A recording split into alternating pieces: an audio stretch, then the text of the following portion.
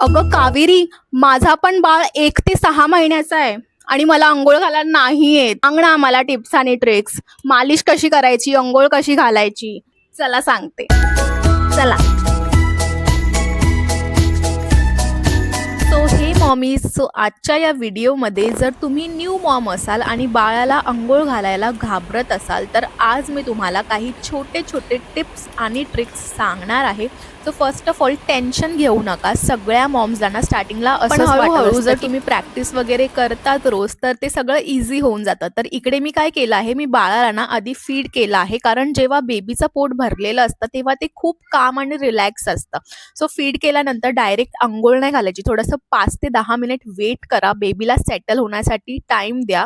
So आता next step म्हणजे ते करण्याआधी खूप इम्पॉर्टंट स्टेप म्हणजे हे आहे, की बेबीची अंघोळ घालण्याआधी सगळ्या गोष्टी हाताखाली रेडी असल्या पाहिजे आणि रेडी ठेवायलाच पाहिजे. कारण की एकदा अंघोळ स्टार्ट केली की तुम्हाला मध्ये मध्ये उठावं लागलं तर खूप प्रॉब्लेम्स होतो आणि बेबीला पण डिस्टर्ब होतं. म्हणून प्रिपरेशन खूप इम्पॉर्टंट आहे. सो इथे मी काय केलं आहे, मी सगळं सेटअप आधीच रेडी करून ठेवलं आहे. इथे बघू शकता मी बेबीचं साबण बाल्कनीमध्ये आधीच ठेवून देत आहे, म्हणजे मला नंतर ना सर्च करावं लागणार नाही. सगळं एकाच ठिकाणी मिळतं. टॉवेल पण मी ऑलरेडी अनफोल्ड करून ठेवला आहे आणि कपडे पण रेडी ठेवले, जेणेकरून अंघोळ झाल्यावर बेबीला डायरेक्ट रॅप करता येईल म्हणून. सो आता इथे मी 2 ऑइल्स आणलेत, एक म्हणजे हेडला लावायसाठी आणि एक म्हणजे बेबीच्या मसाजसाठी. सो तुम्ही कुठलाही ऑइल घेऊ शकतात आणि मसाज स्टार्ट करण्याआधी एन्शुअर करा की तुमचे हात क्लीन असावे, नेल्स पण शॉर्ट असावे, कारण बेबीची स्किन आहे ना खूप नाजूक असते. आहे ना, हे कोकोनट ऑइल मी हातात घेतलं आहे आणि उन्हाळ्याचे दिवस आहेत, सो म्हणून मी ऑइल नॉर्मली यूज करत आहे. काही गरम केलेलं नाहीये. पण जर थंडीचे दिवस असतील ना, तर ऑइल थोडंसं गरम करून घ्या. खूप जास्त गरम नाही, फक्त हलका वॉर्म ऑइल, कारण थंडीमध्ये ना बेबीला थंड ऑइल लावलं तर त्याला अनकम्फर्टेबल वाटू शकतं म्हणून. सो म्हणून सीझन प्रमाणे थोडे चेंजेस केले तरी चालून जातं. सो आधी तुम्हाला बेबीला टाळू भरायचे आहे बेबीचे, आणि हे काम मी रोज करते. टाळू भरणं म्हणजे बेबीच्या हेडवर हलका हलका ऑइल लावून जेंटली त्याला मसाज करणं. पण इकडे खूप जास्त प्रेशर देऊ नका, असं खूप जास्त एकदम प्रेशरनी करू नका. बेबीचं हेड आहे ना आता खूप सॉफ्ट असतं. सो 1 ते 6 महिन्याचे बेबीज असतात ना छोटे छोटे, त्यांचं हेड अजून डेव्हलप होत असतं, सॉफ्ट असतं एकदम.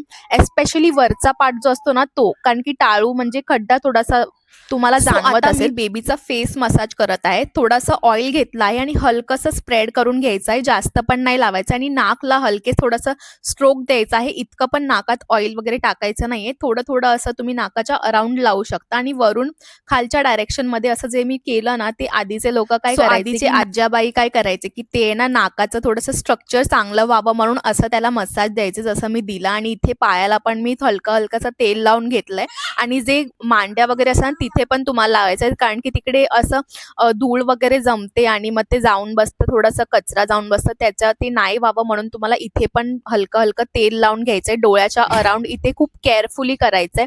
डायरेक्ट डोळ्यावर तेल जाऊन देऊ नका, फक्त आयब्रोज आणि साईडला हलका हलका मसाज करा. सो बेबीला यावेळेस ना खूप रिलॅक्स वाटतं. तुम्ही बघू शकता थोडेसे एक्सरसाइज पण करते मध्ये मध्ये. तो बेबी हसतोय, खेळतोय, तो खूप रिलॅक्स वाटतं बेबीला असं केल्यावर, कारण की पाय नेहमी सतत हलवत असतो बेबी आणि त्याचे पाय पण कधी कधी दुखत असतात. सो असा हलका हलका मसाज केला, थोडी एक्सरसाइज केली, सो त्याला पण थोडंसं रिलॅक्स वाटतं म्हणून.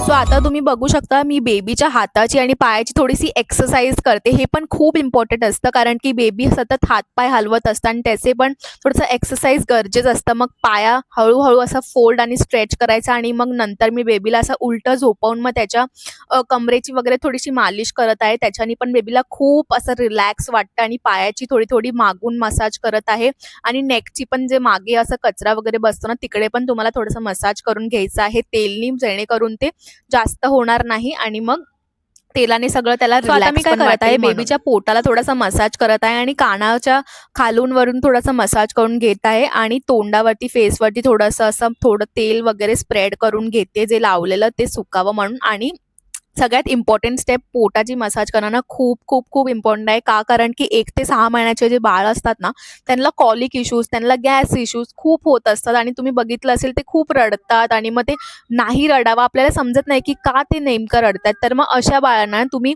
असा पोटाला मसाज देऊन बघा, कारण की थोडीशी गॅस असते ना ती पण पास होईल आणि मग जे कॉलिकचे इश्यूज होतात ते पण अव्हॉइड होतील म्हणून. तर मग हे केल्याने बेबीला गॅसचा प्रॉब्लेम कमी होतो, कॉलिक पेन यायचे चान्सेस कमी होतात. म्हणून हे सगळं तुम्हाला रोज करणं आवश्यक आहे. आता मी ते पाणी घेत आहे, हलकंसं गरम करून घेत आहे, जास्त पण गरम नाही करायचं आणि एकदम थंड पाणी पण नाही घ्यायचं. असं नॉर्मल पाणी, नॉर्मल त्याचं टेम्परेचर असलं पाहिजे, तसं मी इथे पाणी घेत आहे आणि मग नंतर मी बेबीला आणलंय इथे. सो जसं की मी तुम्हाला बोलले की आधी सगळं सेटअप मी बघा इथे रेडी केलं आहे आणि फर्स्ट ऑफ ऑल सगळं सेटअप रेडी केलंय. पाणी, टॉवेल, कपडे सगळं हाताखाली ठेवलं आणि टॉवेल पण एकदम हाताखालीच ठेवलं, जेणेकरून अंघोळ घालून जस्ट आत जाऊन मग नंतर टॉवेलमध्ये त्याला रॅप करून घ्यायचं. सो आता बेबीला हळूहळू पकडून मग त्याच्यावरती हळूहळू असं प्रॉपर पाणी टाकायचं आहे. आता पाणी तुम्हाला लगेच ओतायचं नाहीये, थोडंसं हात ठेवून असं तुम्ही बघू शकता. मी थोडासा हात ठेवून मग हातावर पाणी घालून तसं टाकलंय. मग फर्स्ट स्टार्टिंगला तुम्ही असं करून मग नंतर नॉर्मल जी प्रोसेस आहे ती पायाला साबण वगैरे असं मांड्यांच्या खाली आणि परत ते फिंगर्सच्या मध्ये पण तुम्हाला असं साबण वगैरे लावायचं आहे, कारण की तिकडे पण असं खूप कचरा जमतो म्हणून. तर मग तुम्हाला असं सगळीकडे साबण लावून चांगलं त्याला पाणी घालून घ्यायचं आणि असं ओतायचं नाहीये फुल पाणी, थोडं थोडं पाणी घालायचंय, म्हणजे जेणेकरून बेबी पण एन्जॉय करेल आणि मग तुम्हाला पण रिलॅक्स वाटेल.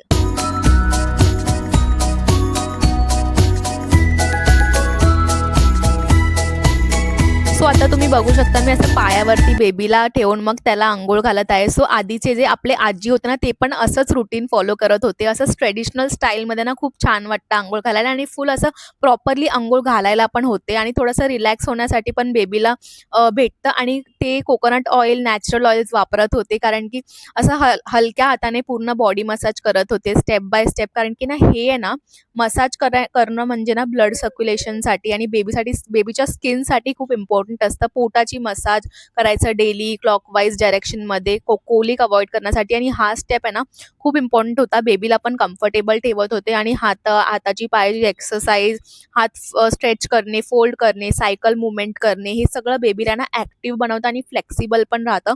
म्हणून आधीचे लोक हे फॉलो करत होते आणि आता पण आपल्याला हे फॉलो करायलाच पाहिजे. आणि कारण की बेबीची एक मी ॲडवाईस अशी ऐकलेली आजी लोकांची की सगळ्या गोष्टींना स्लोली आणि जेंटली करायचे, घातक नाही. तुम्ही कॉन्फिडंट राहाल तर बेबी कॉन्फिडंट आणि कम्फर्टेबल राहील. तुम्ही असं घाबरून घाबरून नाही करायचं, नॉर्मली कम्फर्टेबल राहून करायचं. तुम्हाला ट्रेडिशनल स्टेप्स फॉलो करायचे आहेत. बेबीला हेल्दी ठेवायचं आहे, हॅप्पी ठेवायचं आहे, बेबीला रिलॅक्स्ड ठेवायचं आहे. तर कॉन्फिडन्स सगळ्यात इम्पॉर्टंट गोष्ट आहे. सो कॉन्फिडंट राहून अंघोळ घाला, सगळी भीती नाही राहणार आणि मग जी भीती आहे ती पण निघून जाईल. सो आजीचे टिप्स अडॅप्ट करा, मॉडर्न स्टाईलमध्ये करा, सेफली करा आणि इझी बनवा. सो हेच तुम्हाला डेली रुटीन सिम्पल आणि सगळ्यात इम्पॉर्टंट गोष्ट म्हणजे ही आहे की जर तुम्ही बेबीचा हेड वॉश करणार असाल तर बेबीचा असं डायरेक्ट हेडवरती पाणी नाही टाकायचं आहे. नाका, डोळ्यात, तोंडात असं पाणी नाही गेलं पाहिजे. जास्तीत जास्त तुम्ही प्रयत्न करा आणि मग हळूहळू असं हातानेच तुम्हाला पाणी पुसून घ्यायचं आहे, असं डायरेक्टली टाकायचं नाही. सो बेबीची अंघोळ इथे झालेली आहे. सो बेबीला मी घेऊन जाते आता रॅप करायला आणि मग नंतर तुम्हाला पुन्हा एका अशाच व्हिडिओमध्ये भेटते, इन्फॉर्मेशनल व्हिडिओजमध्ये भेटते. आणि जर तुम्हाला व्हिडिओ आवडला असेल, व्हिडिओला लाईक जरूर करा. चॅनलवरती जर तुम्ही नवीन असाल तर चॅनलला सबस्क्राईब जरूर करा आणि कॉमेंटमध्ये मला सांगा की तुम्ही पण अशीच अंघोळ घालता. चला भेटूया मग नेक्स्ट व्हिडिओमध्ये. आता मी बेबीला रॅप वगैरे काही करत नाही, कारण की तो 5 महिन्याचा झालेला आहे. तो जेव्हा 3-4 महिन्यापर्यंत आम्ही त्याला असं मस्तपैकी गुंडाळून ठेवायचो, मस्तपैकी बांधून ठेवायचो. तो आता बांधत तर नाही. बाय.